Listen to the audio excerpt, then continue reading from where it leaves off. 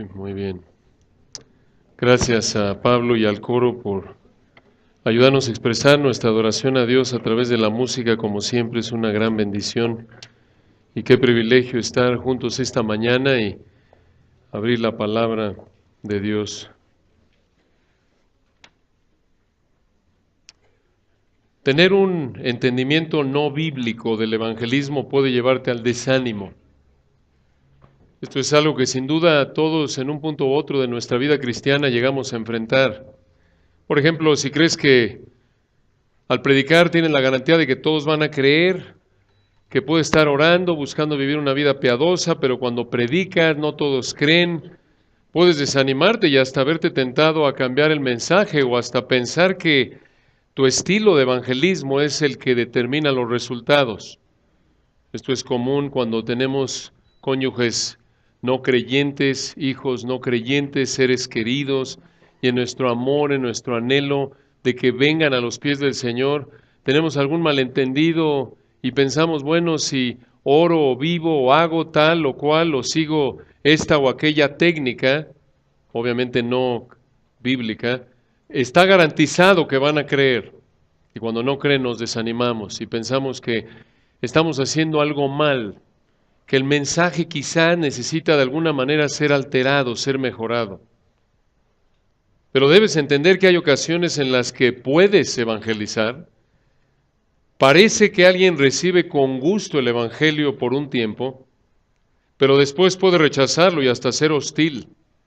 Pero a pesar de esto, Dios usa su palabra para transformar las vidas de aquellos que realmente creen. Así fue el caso, recuerdan, con el Señor. Tuvo 12 apóstoles, 12 discípulos. Judas recibió aparentemente por un tiempo, durante 3 años, el evangelio. Sin embargo, lo rechazó al grado que llegó a ser hostil y él mismo fue el que incitó la traición y la entrega de nuestro Señor mismo. Pero en medio de esa hostilidad, 11 creyeron realmente. Y es vital entonces que tengas un entendimiento bíblico, que comprendas lo que la Biblia dice acerca del evangelismo, para que no tengas expectativas o ideas románticas y cuando esas expectativas no se cumplen, te desanimes y hasta te veas desanimado, desalentado para seguir evangelizando o que llegues a tener ideas no bíblicas como cambiar el mensaje. Esto debe alentarte a predicar a pesar de la hostilidad. Vivimos en un mundo que odia el evangelio. El Señor mismo dijo, en el mundo tendréis aflicción. Los van a perseguir, los van a aborrecer por causa de mi nombre, del evangelio, y predicamos y todo es color de rosa, y cuando las cosas no salen como nos gustan, olvidamos las verdades bíblicas o muchas veces las ignoramos y nos desanimamos, nos sorprendemos, llegamos a pensar que Dios nos falló. Pero obviamente esa es una manera de pensar equivocada, no bíblica. Y esta mañana vamos a un texto que nos va a ayudar, nos va a alentar en el área del evangelismo y veremos cómo a pesar de la persecución, a pesar de la hostilidad, aun cuando la gente inicialmente y aparentemente creyó el evangelio, puede haber ocasiones que rechazan el evangelio, hasta se vuelven hostiles contra el evangelio y de esta manera dan evidencia de que realmente no conocen al Señor. Su aparente profesión positiva, su recepción aparentemente positiva desde el punto de vista espiritual no es nada más que una mera recepción sentimental sin que sea una verdadera regeneración, sin que realmente haya arrepentimiento. Vamos en esta mañana entonces a Hechos 19, versículos 8 al 10. Recordarán en lo que llegan ahí a Hechos 19, 8 al 10, que estamos estudiando Hechos capítulo 19 y en este capítulo estamos estudiando 4 obstáculos superados por la palabra que te alientan a predicarla. Vimos el primero la semana pasada, la ignorancia en los versículos 1 al 7. Vimos cómo la palabra de Dios superó la ignorancia de los discípulos de Juan. Y el segundo obstáculo que encontramos en este capítulo, aquí en los versículos 8 al 10, es la persecución. La persecución. Aquí en los versículos 8 al 10, la persecución es otro obstáculo aparente que la palabra de Dios supera en el evangelismo y esto te debe alentar a predicarla. Recordarán que estamos en el tercer viaje misionero de Pablo y estamos aquí en Hechos 19:8, alrededor del año 52 después de Cristo. Este viaje misionero, recordarán, se llevó a cabo entre el 52 y el 56. Aquí en Hechos 19 estamos allá por el año 52, 53 es probable. Y llegamos a Hechos 19, en donde recordarán, Pablo se encuentra en la ciudad de Éfeso. Y observen lo que sucede en Hechos 19:8. Y entrando Pablo en la sinagoga, habló con denuedo por espacio de 3 meses, discutiendo y persuadiendo acerca del reino de Dios. Pero endureciéndose algunos y no creyendo, maldiciendo el camino delante de la multitud, se apartó Pablo de ellos y separó a los discípulos, discutiendo cada día en la escuela de uno llamado Tirano. Así continuó por espacio de 2 años, de manera que todos los que habitaban en Asia, judíos y griegos, oyeron la palabra del Señor Jesús. Aquí en estos 3 versículos vamos a estudiar 3 etapas del progreso de la palabra en Éfeso que te alientan a predicarla. 3 etapas del progreso de la palabra en Éfeso que te alientan a predicarla. Estas 3 etapas son el recibimiento de la palabra, en segundo lugar el rechazo de la palabra o en contra de la palabra y finalmente el prevalecimiento de la palabra. Realmente lo que vemos aquí en Hechos 19:8 al 10 es lo que con frecuencia sucede en vidas individuales. Muchos inicialmente reciben la palabra, pero terminan rechazándola al grado que terminan siendo hostiles a ella, pero a pesar de eso, aquellos en quienes Dios produce fe genuina a través de su palabra, van a creer a pesar de esa hostilidad. Observen la primera etapa del progreso de la palabra en Éfeso. En primer lugar, observen el recibimiento de la palabra, versículo 8. Y entrando Pablo, observen ahí la palabra Pablo, no está en los mejores manuscritos, pero es Pablo por el contexto. Entrando Pablo en la sinagoga, habló con denuedo. ¿Qué es denuedo? Ya lo hemos visto varias veces a lo largo de Hechos, como en Hechos 18:26, Apolos habló con denuedo. Denuedo se refiere a que Pablo habló con apertura, con valentía. Noten, versículo 8, entrando Pablo en la sinagoga, habló con denuedo por espacio de 3 meses, discutiendo y persuadiendo acerca del reino de Dios. Recordarán en nuestro estudio de Hechos 13 y 14, el primer viaje misionero, y después el segundo viaje misionero, desde Hechos 15 hasta el final del capítulo 18, en ningún lugar de todos los lugares a donde fue Pablo a predicar, donde llegó a la sinagoga, en ningún lugar estuvo ahí por 3 meses, porque normalmente llegaba y ¿qué pasaba? Se enojaban los judíos y lo expulsaban. Entonces, esto es algo fuera de serie, a partir de lo que hemos visto a lo largo de Hechos. 3 meses, dice el versículo 8. 12 semanas aproximadamente, noten qué estuvo haciendo ahí al final del versículo 8, discutiendo, es una palabra importante, traduce la palabra griega dialegómenos, quiere decir conversar, dialogar, un intercambio, un diálogo. Esto apunta a que no solo predicó, sino que también probablemente le hicieron preguntas, respuestas, interactuó con la gente ahí 3 meses. Y esto nos lleva a pensar, una implicación de esto es que no dejó lugar, no dejó duda alguna. Si había alguna duda, durante 3 meses regresaba Pablo, la contestaba, llegaba un sábado, un día de reposo, enseñaba, interactuaba, si quedaban dudas regresaba y cualquier pregunta, cualquier duda pudo haber sido cubierta por Pablo. No es que fue una conferencia, predicó 45 minutos y se fue y todos dijeron, bueno, me hubiera gustado que explicara mejor este y este punto, ¿no? Entonces, hubo una enseñanza exhaustiva, 3 meses. Y observen cuál fue el tema de discusión ahí en el versículo 8. Él estuvo discutiendo y persuadiendo acerca del reino de Dios. ¿Qué significa eso? Lo hemos visto ya varias veces en Hechos. Esto habrá incluido hablar del Rey, del Señor Jesucristo, como en Hechos 1:6. Como hemos visto a Pablo a lo largo de Hechos, cómo entrar al reino por la fe arrepentida. Lo vimos en Hechos capítulos 13 y 14, etcétera. Ya en Hechos 18, recuerdan, 19 al 21, lo habían invitado a regresar a la sinagoga de Éfeso una vez que había visitado. Y aquí regresa, y como de costumbre, antes de ir a los gentiles, recuerden, va a los judíos por dos razones, ¿recuerdan? Número uno, por tener acceso automático a ellos, porque era judío. Y número dos, porque así no ofendía a los judíos si hubiera ido primero con los gentiles. Entonces, él está ahí en la sinagoga de Éfeso 3 meses. Observen de nuevo que esto apunta a que los judíos y los gentiles temerosos de Dios que estaban ahí en la sinagoga en Éfeso, estuvieron dispuestos a escuchar el Evangelio durante un tiempo, 12 semanas de nuevo. Esto es sorprendente de nuevo para todo lo que hemos visto a lo largo de los viajes misioneros de Pablo. Es probable que muchos de ellos profesaron fe en el Señor, no lo sabemos, pero por lo menos mostraron una aceptación positiva. Y aquí entonces vemos la primera etapa del progreso de la palabra en Éfeso. En primer lugar vemos el recibimiento aquí en el versículo 8. Todo bien, 3 meses, está enseñando, está predicando. Noten la segunda etapa del progreso de la palabra aquí en Éfeso. Noten ahí en el versículo 9 el rechazo contra la palabra. Pero endureciéndose. Detengámonos ahí, esa palabra endureciéndose traduce la palabra griega scleruno. Scleruno, ¿a qué le suena? Está relacionado con el término esclerosis. De ahí obtenemos el término esclerosis múltiple.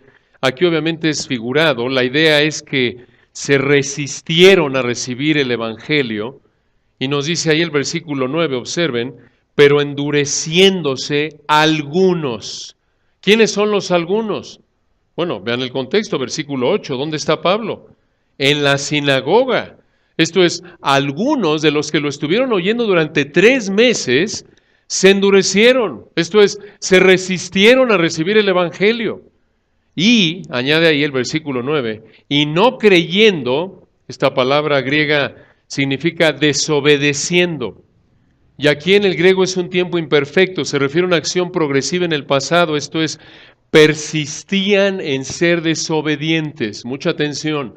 A pesar de que por 3 meses toleraron oír a Pablo, ser instruidos por él, interactuar con él, algunos de ellos se endurecieron, rechazaron el Evangelio, persistieron en ser desobedientes y llegaron al punto, observen al final del versículo 9, que maldijeron, dice ahí maldiciendo, la idea es calumniando. Hablaron mal de quién, del camino delante de la multitud. Una pausa ahí. ¿Qué es esto del camino? Ya lo habíamos visto, ¿recuerdan? Lo vimos en Hechos 9:2. Aquí el camino se refiere al cristianismo. El cristianismo. ¿Por qué? ¿Por qué lo llama así el Espíritu de Dios a través de Lucas en Hechos 9, Hechos 19:9? ¿Por qué llamarlo el camino? Parece que Lucas, el autor de Hechos, quiere mostrar que el cristianismo es el camino de la verdad. Finalmente está haciendo eco, recuerdan lo que el Señor dijo en Juan 14:6, yo soy el camino, la verdad y la vida. Nadie viene al Padre sino por mí. También es probable que los cristianos de esa época se refirieran a sí mismos de esta manera, el camino. Lucas, de hecho, usa varias veces este título para referirse al cristianismo. Aquí en el 19:9, en el 23:22 lo pueden apuntar.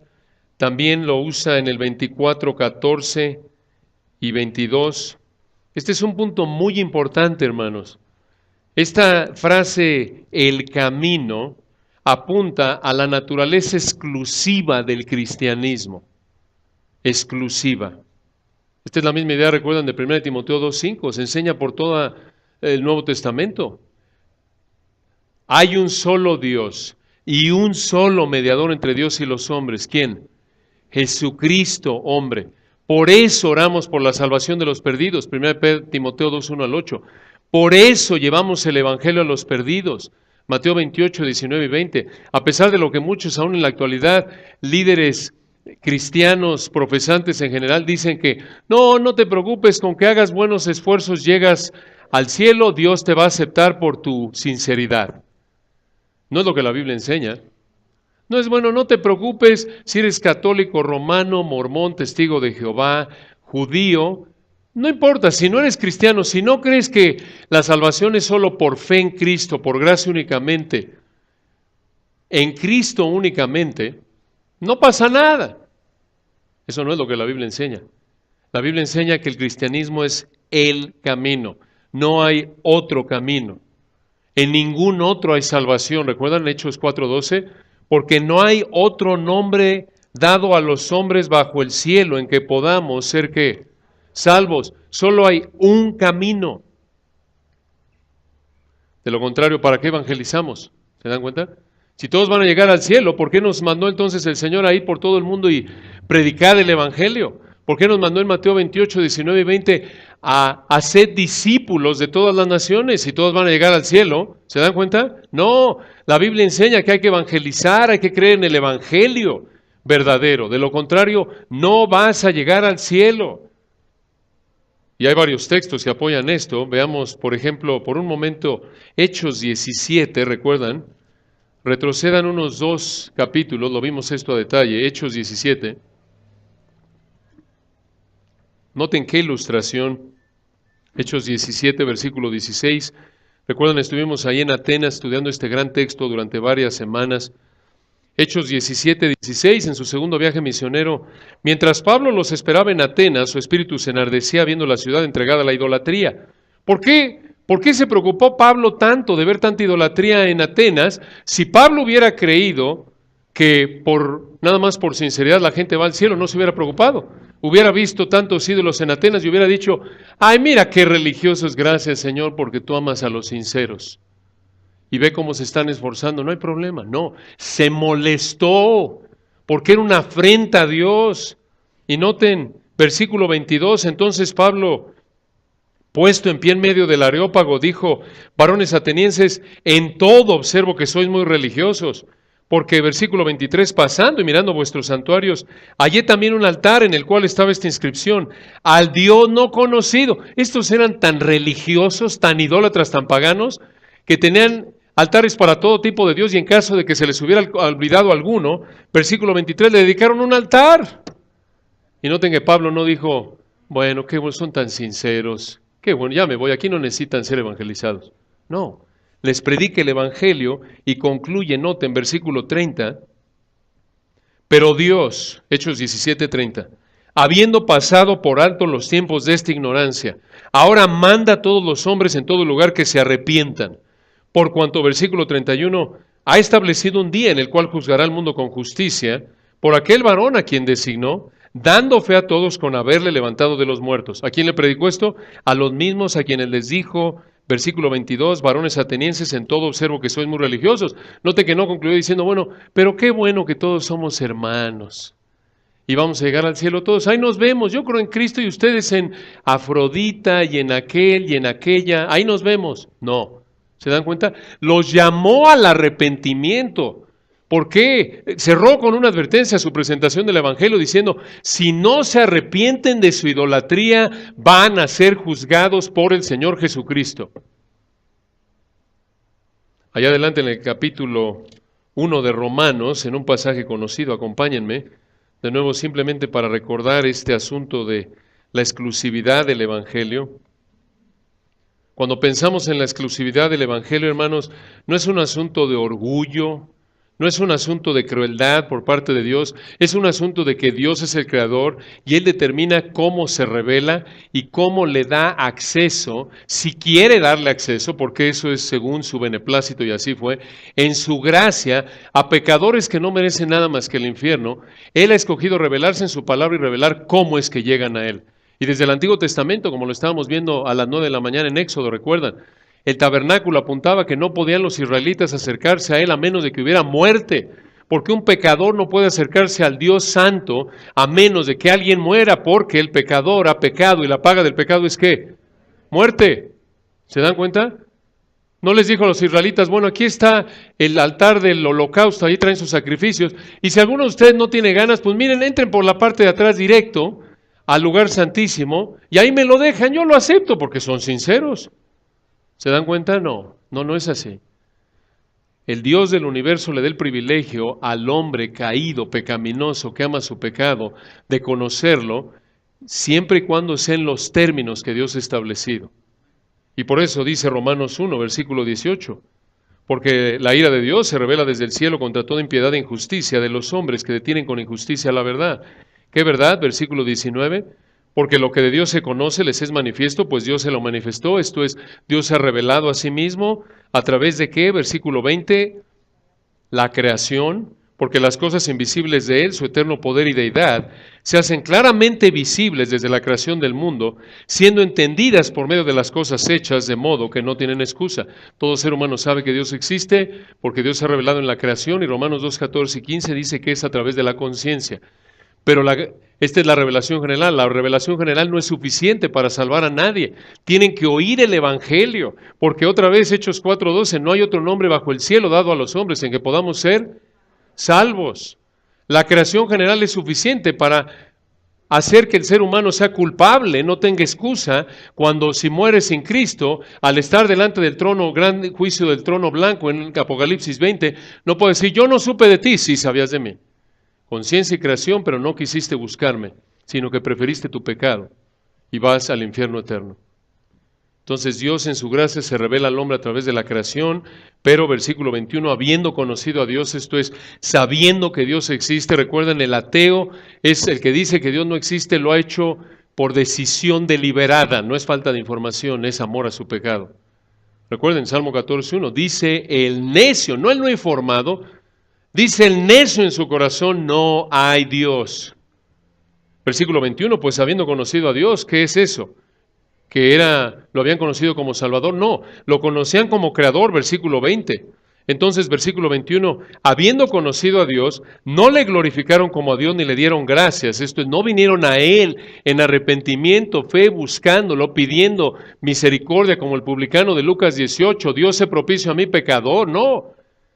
En lugar de eso, versículo 21, se envanecieron en sus razonamientos y su necio corazón fue entenebrecido. Esto es, rechazaron la verdad de Dios e inventaron un Dios con el que estuvieran cómodos y sistemas religiosos para apaciguar su conciencia.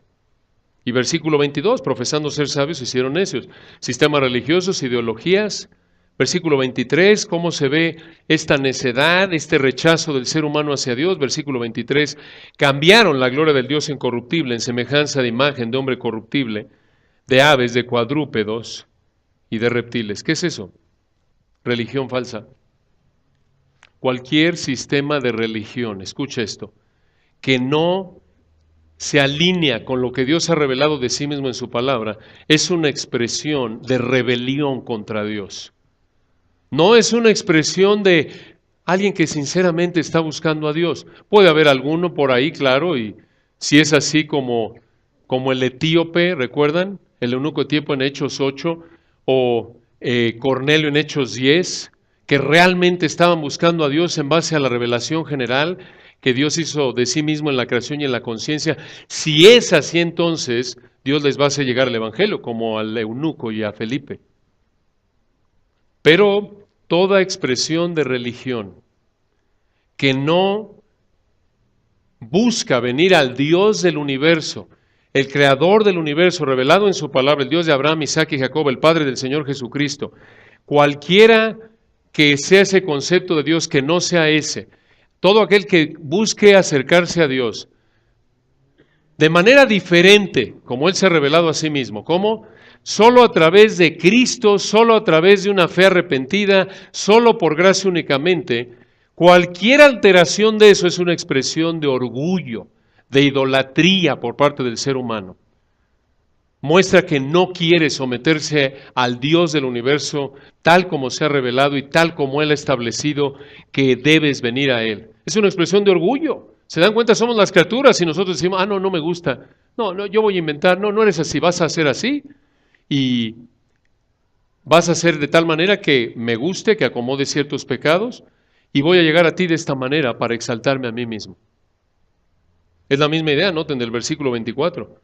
Por lo cual también Dios los entregó a la inmundicia, esto es, Dios los juzga, Dios quita el refreno de que Él en su gracia concede al ser humano para que no se involucre en más pecado, quita el refreno Los entrega a su pecado, versículo 24, porque lo rechazaron a Él, en las concupiscencias de sus corazones, de modo que deshonraron entre sí sus propios cuerpos. El ser humano, noten la inmoralidad, la tendencia inmoral, la tendencia a la inmoralidad sexual que tiene el ser humano, es una expresión, noten, de su pecaminosidad, su rebelión contra Dios. Dios es una expresión del juicio de Dios contra ellos. Y noten, ¿por qué lo hizo? Versículo 25. ¿Por qué Dios los juzgó así? ¿Por qué Dios quitó el refreno en su gracia común para que la gente no se entregara a inmoralidad sexual? Versículo 25. Ya que cambiaron la verdad de Dios por la mentira, honrando y dando culto a las criaturas antes que al Creador, el cual es bendito por los siglos. Amén. Impresionante, ¿no es cierto? Y estas ideologías, en lugar de venir a Dios como Dios ha revelado, como Él lo ha establecido, la gente busca ideologías falsas. Puede ser que su ídolo sea, si no es una religión falsa, puede ser su trabajo, su cuerpo, cualquier concepto para aquello, para lo que vive y está dispuesto a pecar para tenerlo. Eso es un Dios falso. Esa es una expresión de rebelión. Y eso muestra que la gente va camino al infierno. Noten, no es cuestión de que, es que es muy sincero, estos terroristas que se mataron aquí y allá o mataron a gente en su yihad. Son sinceros, seguro los vamos a ver en el cielo. No, Señor, no sirven al mismo Dios, ni vienen al mismo Dios que de la Biblia, al Dios verdadero, ni vienen a Él tal como Él lo ha establecido. De nuevo, no es nada popular enseñar esto en la actualidad, ¿no es cierto? En una sociedad, en una manera de pensar pluralista, en donde todo el mundo dice, no importa, mira, son nuestros hermanos los mormones, los católicos, los testigos de Jehová, los musulmanes, pero Dios dice, no, Señor, este es el camino. Y hay un solo Dios, 1 Timoteo 2:5, y un solo mediador entre Dios y los hombres, Jesucristo hombre. ¿Se dan cuenta? Pero eso es lo que enseña la palabra de Dios. Y si vamos a ser fieles a ella, tenemos que predicarla tal como Dios lo dice, claro, en amor, con misericordia, con gracia, con amabilidad. No obstante, esto es lo que enseña la palabra de Dios. Entonces, regresando a Hechos, capítulo 19,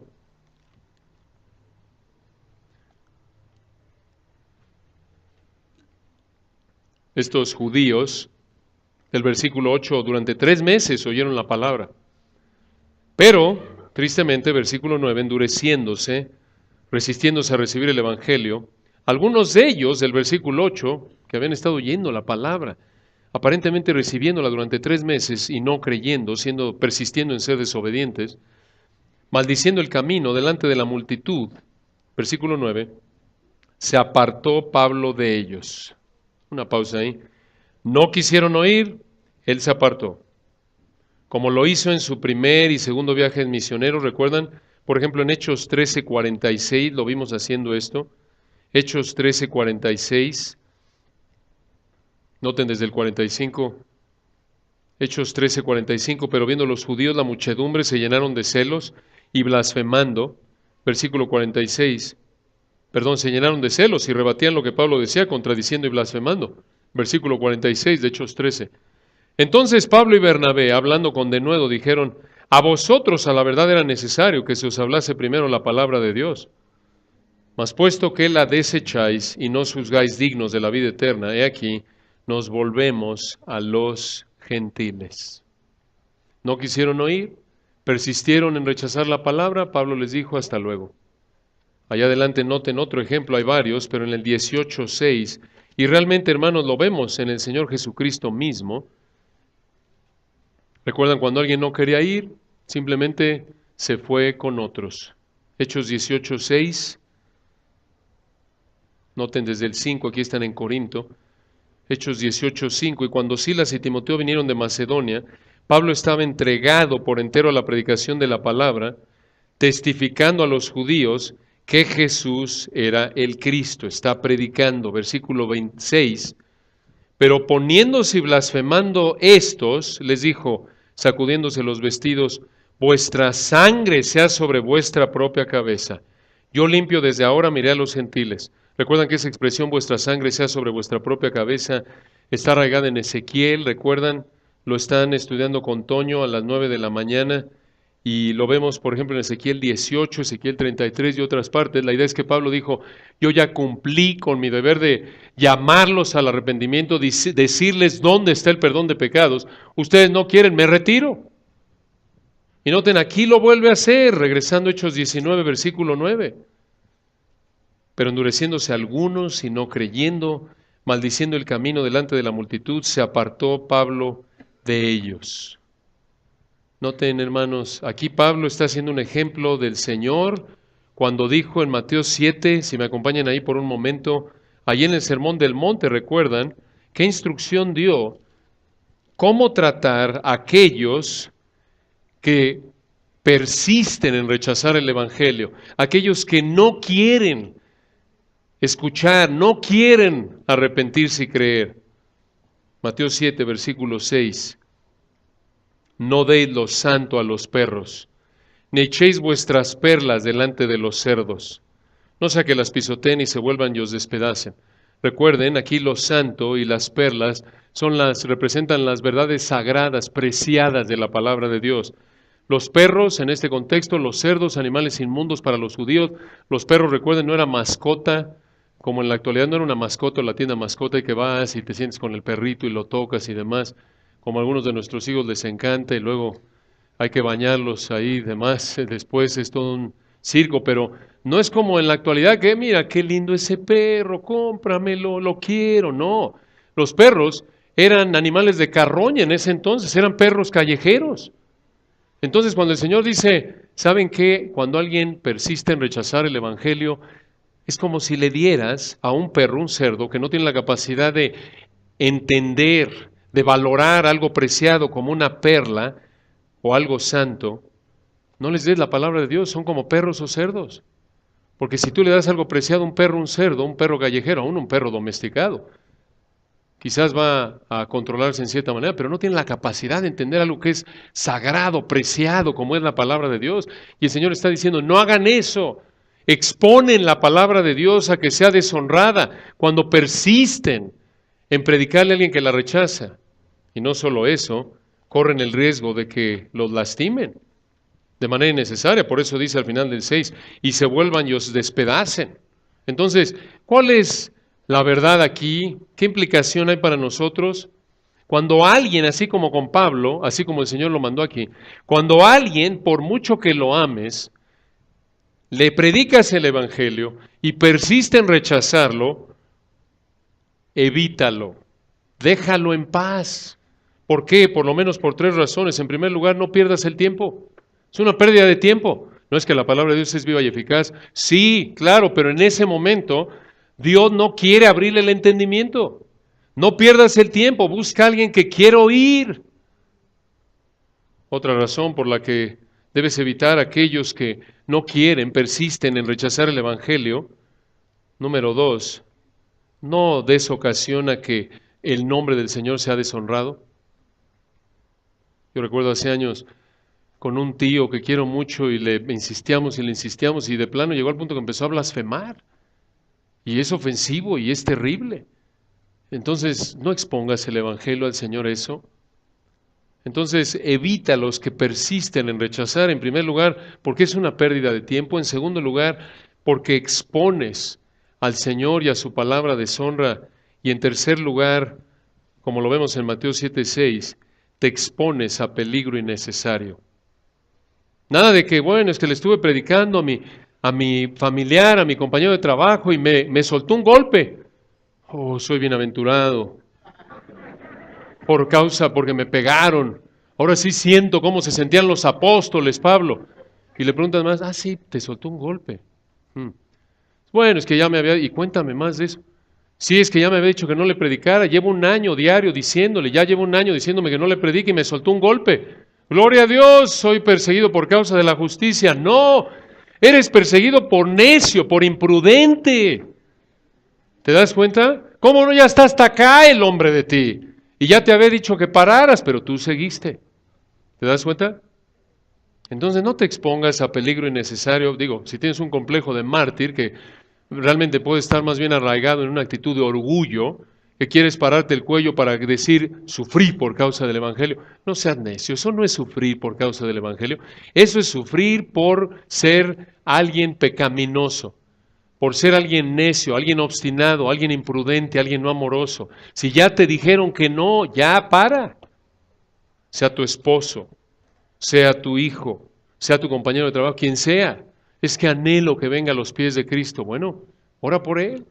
Pablo anhelaba, noten, no odiaba a los judíos, los dejó ahí, no querían oír, pero recuerdan cuánto los amaba Pablo. Véanlo en Romanos 9. Romanos 9, ¿qué hizo Pablo? Sí, se fue en muchas ocasiones de los judíos, ¿recuerdan? Pero no quiere decir que los odiaba. Cuando vemos en Hechos 9:1 que dice que se apartó Pablo de ellos, no quiere decir que los odiaba, los seguía amando, nada más que ya no perdió el tiempo en ellos. No expuso al Señor a que fuera blasfemado, no se expuso a peligro innecesario, todavía los amaba. ¿Cómo sabemos? Romanos 9:1 y 2, ¿recuerdan? Observen lo que dice en Romanos 9:1. Verdad digo en Cristo, no miento, y mi conciencia me da testimonio en el Espíritu Santo. Obviamente Pablo escribió Romanos después de todo lo que había vivido con varios de los judíos. Noten, está diciendo, les voy a decir la verdad, Romanos 9:2, que tengo gran tristeza y continuo dolor en mi corazón. Ya para que Pablo diga eso, oye, Pablo, ¿qué pasó? Si este es el apóstol Pablo, recuerdan, el imparable, siempre gozoso, adelante. ¿Por qué estaba tan triste? Versículo 3, porque desearía yo mismo ser anatema, separado de Cristo por amor a mis hermanos, los que son mis parientes según la carne, versículo 4, que son israelitas. Pablo dice, si fuera posible, versículo 3, que yo fuera al infierno. Eso es lo que quiere decir anatema, ser maldito. Si fuera, amaba tanto Pablo a los judíos, anhelaba tanto la salvación de los judíos que dijo, si fuera posible que por el hecho de que yo fuera a la condenación eterna para que ellos conocieran a Cristo, estoy dispuesto. ¡Qué amor!, ¿no es cierto? ¿Cuántos de nosotros podemos decir eso? Nuestra tendencia normal, bueno, qué bueno que yo ya soy salvo, oro por él, Señor, pero yo qué bueno que yo ya tengo asegurado el cielo. Pero notan qué amor. Y noten, en su amor no fue necio, no persistió, como lo vimos en Hechos 19:9, no quisieron, se apartó, como en Hechos 13:46, 18:6, pero noten lo que continúa haciendo en el 10:1, Romanos 10:1. Noten todo cómo esto está en la mente de Pablo. Y no lo deja ahí en el capítulo 9, vuelve a tocar este asunto de la carga tan grande que tenía por la salvación de sus compatriotas judíos. Y dice en Romanos 10:1, hermanos, les dice a los creyentes romanos, ciertamente el anhelo de mi corazón y mi oración a Dios por Israel es para salvación.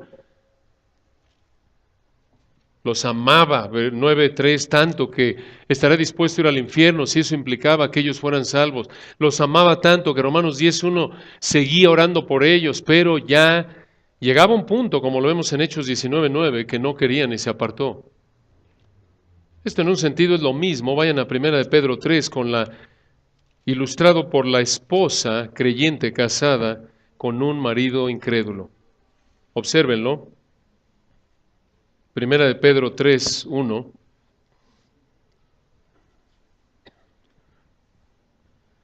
Primera de Pedro 3:1, y aquí el texto es un gran texto, un gran consuelo para aquellos que son mujeres cristianas con maridos incrédulos, o en el versículo 7, maridos creyentes casados con esposas incrédulas, por el contexto, véanlo. Primera de Pedro 3:1.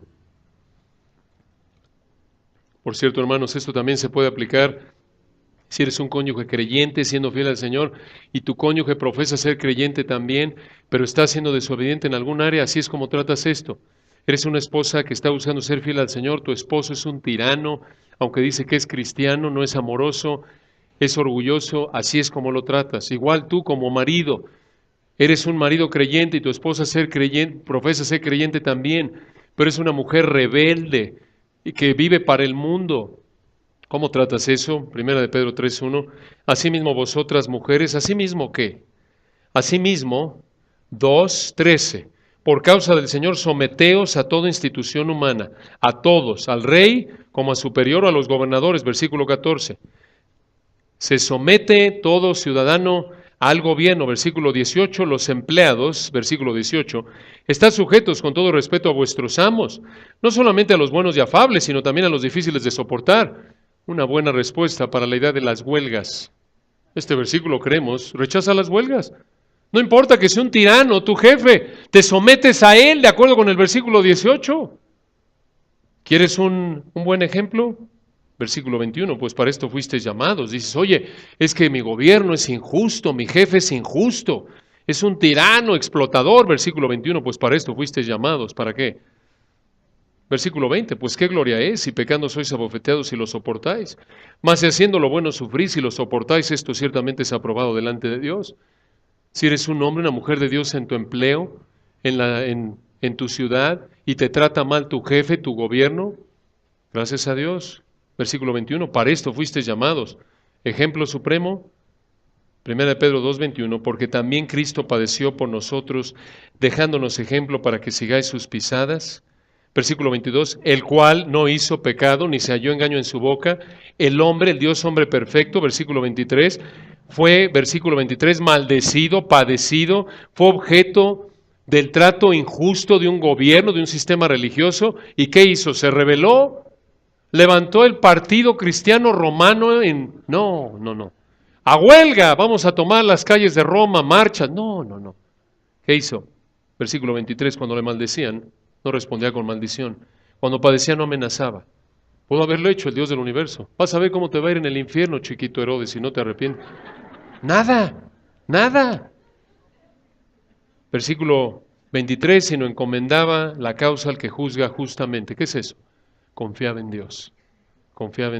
Tienes un gobierno injusto, versículo 13, un amo que te trata mal, versículo 18, tú, versículo 20, haz lo bueno, versículo 23, encomiéndate a él recordando a tu Señor, quien, siendo perfecto, sufrió un trato injusto y se sometió.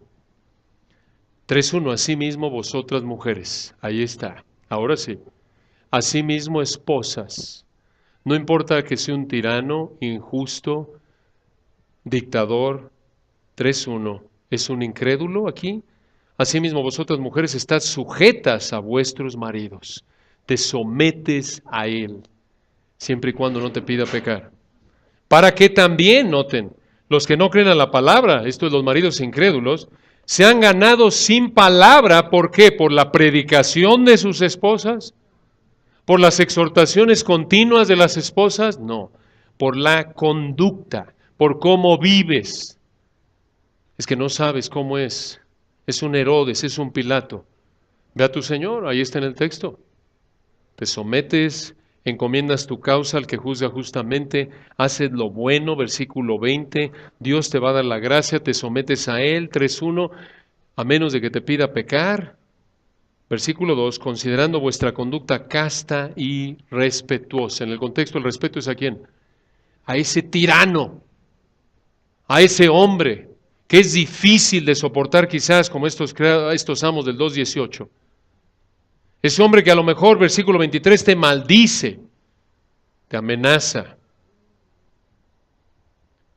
Versículo 2, considerando vuestra conducta casta, pura, pureza de vida, te mantienes leal a él, no te vas a buscar a otro.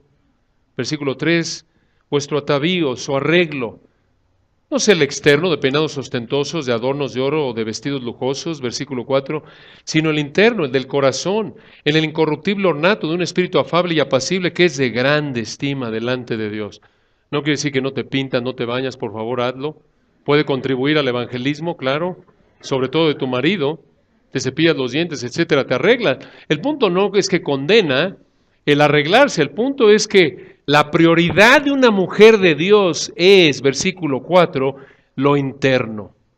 El cultivar un espíritu afable y apacible, manso, dócil, sumiso a Dios, a su marido. Esa es su prioridad. No está mal, obvio, que cuide su físico, pero no es lo más importante para ella. No vive 5 horas en el gimnasio y de vez en cuando lee la Biblia cuando le da tiempo. No, ahí hay un problema. Esto no refleja esta actitud de este texto. Lo más importante es cultivar su vida espiritual, lo interno, Eso es de grande estima delante de Dios. De esa manera, versículo 5, noten, y esto no es nada nuevo, esto de someterse a los maridos no es nada nuevo. Respetar al marido, y aquí en el contexto un inconverso, un patán probablemente, porque versículo 5, esto es de toda la vida, así también se ataviaban, así se arreglaban en otro tiempo aquellas santas mujeres que esperaban en Dios, estando sujetas a sus maridos. Así ha sido siempre. Las mujeres de Dios siempre le han dado la prioridad a la virtud interna antes que al arreglo externo. Versículo 6, ejemplo, como Sara obedecía a Abraham llamándole Señor, eso mostraba su respeto a él, de la cual vosotras habéis venido a ser hijas y hacéis el bien sin temer ninguna amenaza. Y versículo 7, vosotros maridos igualmente, ¿igualmente qué? Igual que la mujer debe someterse al marido inconverso en este caso, o se puede aplicar a un marido creyente desobediente, igual que lo tiene que respetar y buscar ganarlo con su conducta, igualmente marido, si tienes una esposa incrédula o una esposa que profesa ser creyente y es desobediente, igualmente vas a soportar toda amenaza, maltrato y demás. Vas a, versículo 7, vivir con ella sabiamente, esto es de manera considerada, pensando primero en sus anhelos, sus deseos, sus metas, dando honor a la mujer como a vaso más frágil. Y de nuevo en el contexto, esta mujer a la que debes respetar y tratar como un regalo de Dios, aun cuando sea incrédula y sea como la mujer de Oseas y se vaya a buscar otro marido, a menos obvio que persiste en adulterio no arrepentido, entonces ya Dios en su gracia te permitiría buscar el divorcio. Pero se dan cuenta del contexto, de la fuerza de lo que está diciendo Pedro, y por cierto, Pedro era casado, Él sabía lo que era el vivir casados y las dificultades que trae el matrimonio, la aflicción de la carne, 1 Corintios 7, debido a nuestro pecado. Versículo 7, como acuerederas de la gracia de la vida, se refiere al matrimonio, para que vuestras oraciones no tengan estorbo. Nada de que soy un hombre de Dios y oro y estudio la Biblia, pero no soy considerado de mi esposa. ¿Sabes qué? No pierdas el tiempo orando porque Dios no oye tus oraciones. Primero tienes que orar primero tienes que vivir con ella sabiamente, pensar en ella primero, y entonces Dios va a conceder tus oraciones.